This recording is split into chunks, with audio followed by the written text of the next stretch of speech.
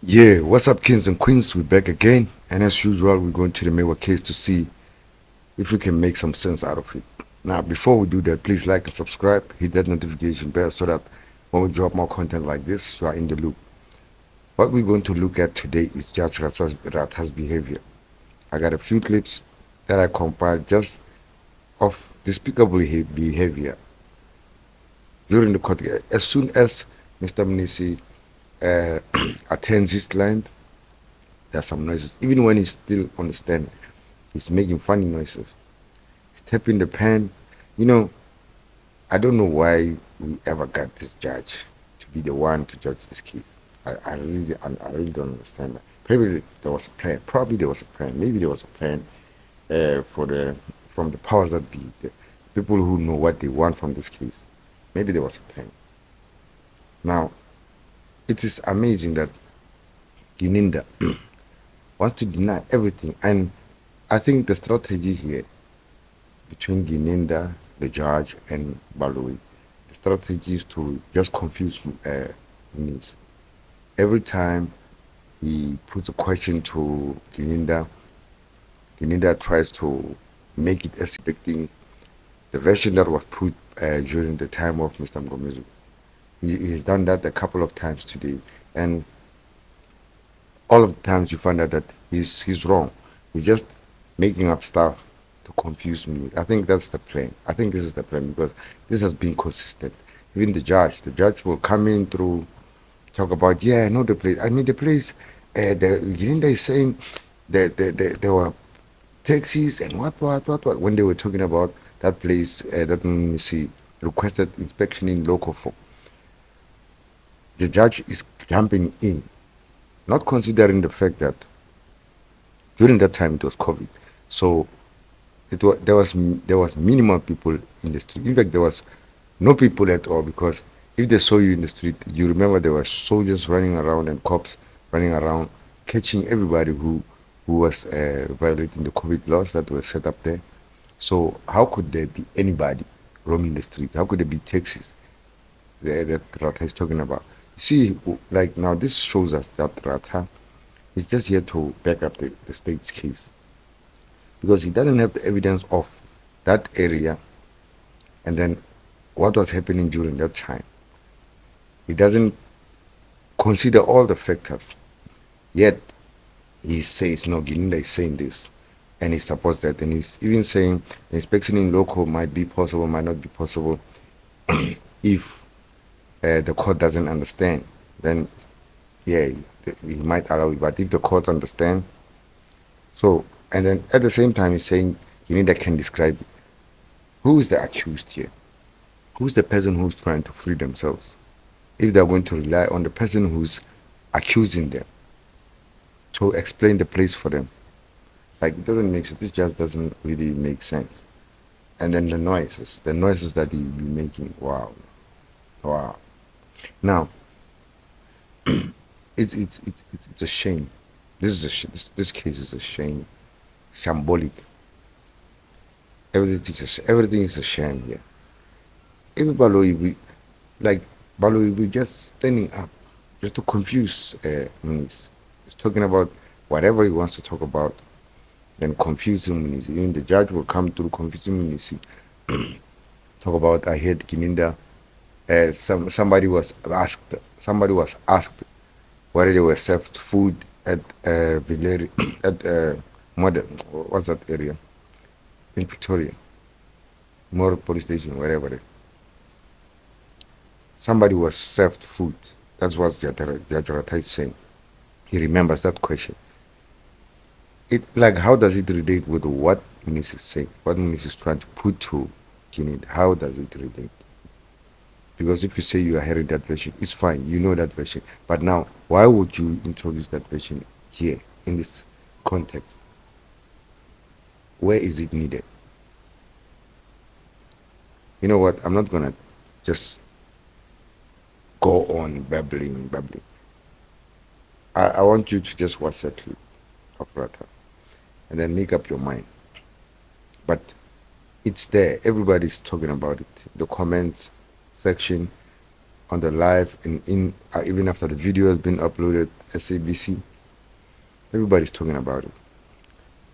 The judge is just behaving in a bad manner, like bad way. And even the interpreter now is catching an attitude. Mr. Who's that guy? Fanas, wow, he's got an attitude, man. This guy is onto something else. I think he's angry that his work just doubled, because no doubt now these guys are asking for interpretation of the questions as well, which he was not doing. Which I'm thinking now, is probably was one of the plans to, keep the accused in the dark in terms of what was asked by the defense. This is just shameful. Anyway, let me not take too much of your time. Please like and subscribe, hit that notification bell so that when we drop more content like this, you are in the loop. Peace. He says he was taken to Deep Kloof police station.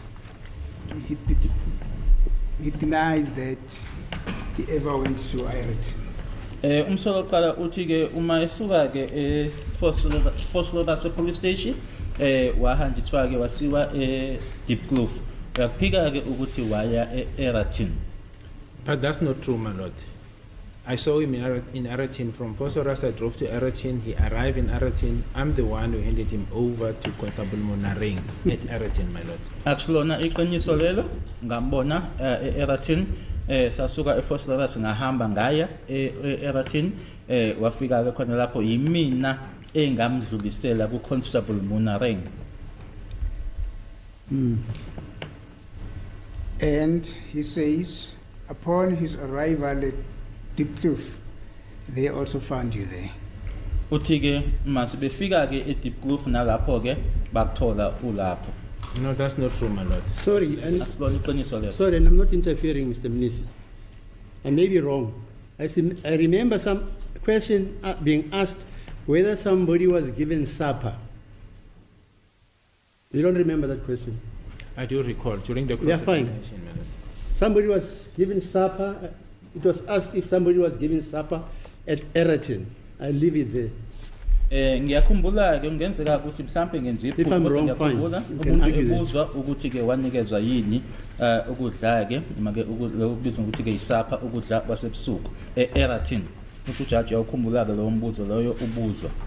No, but my lord, it is very odd for the court to say he remembers that there was a question that came from somebody asking somebody that he was ever afforded supper at Ireton. I think the court needs to contextualize. The court needs to give more details so that I'm unable to follow the court.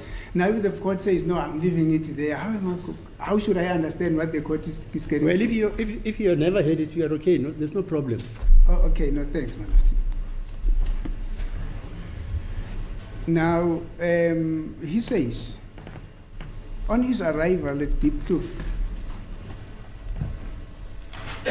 he then got placed in a room which is referred to as a courtyard, a room that has got I think a match iron safe on top there, and he was placed in that room. Uthi ke uma efika khona lapho ke eDeep Kloof wafakwa ke kwigumbi ke thizeni uma libizwa ke kuthiwa icourtyard.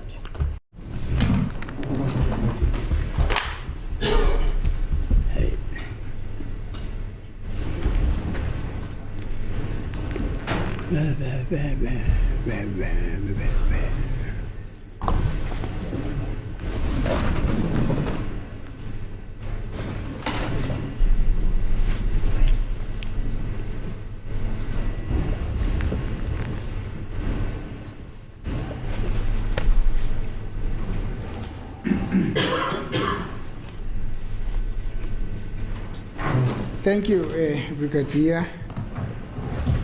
We're not there.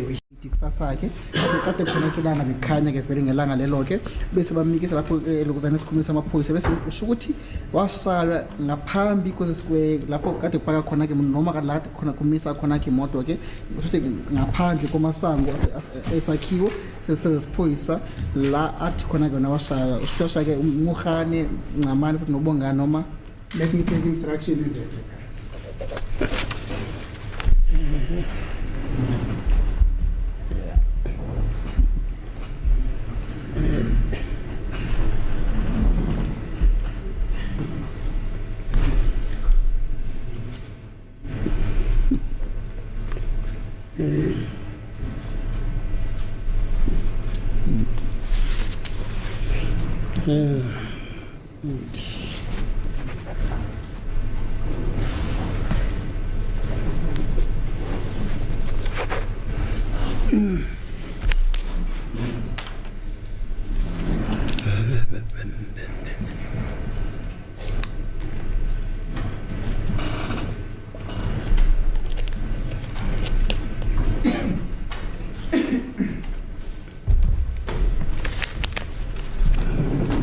Brigadier, accused is saying to me that in an open field, like in an open field where everybody could see.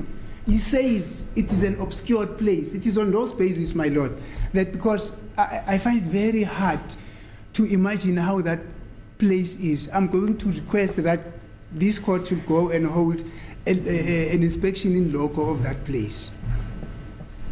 Because I want to counter that argument that says, how possible is it that it could have been assaulted in an open place? I want accused person to come and show this court, come and show me as his counsel for my argument later on that this is the spot that I was referring to. Without an inspection in loco, it will remain an imaginary place for me. Thank you.